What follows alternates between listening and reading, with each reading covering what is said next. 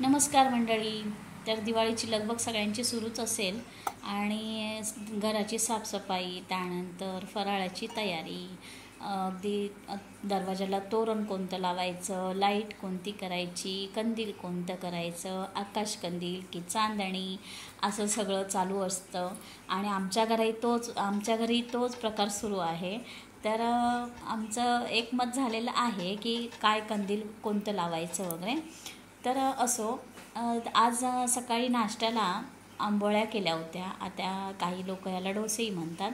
तर छान तांदळाचं जाडसर पीठ आणि मस्त आपली उडदाची डाळ, जी सर्वांना माहितीच आहे, तर भिजत घातली होती आणि मिक्सरला लावून रात्री हे पीठ ठेवून दिलं होतं. आणि हे बघा, सॉफ्ट एकदम मस्त अगदी पीठ आलं होतं ते.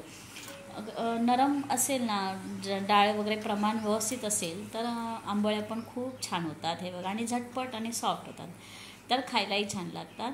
तर अशा प्रकारे तवा ठेवून आणि कांदा जर लावून तेल पसरवलं ना, तर तो कांद्याचा एक स्वाद येतो त्या आंबोळीला, तर ते आणि छानच लागतं. तर हे बघा, अशा प्रकारे मी डोसे करत होती आणि चटणीही बनवली होती सोबत खाण्यासाठी.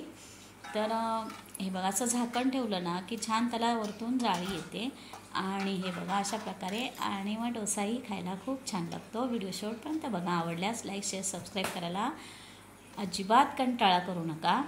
आणि ह्यासोबत आपली खोबऱ्याची चटणी, त्याला वरतून थोडीशी फोडणी दिली होती मोहरीची, कारण यामध्ये मी कढीपत्ता, थोडीशी लसूण, उडदाची डाळ आणि कोथिंबीर घातली होती, मिरची घातली होती. तर हे बघा, अशा प्रकारे सकाळचा नाश्ता तयार आहे.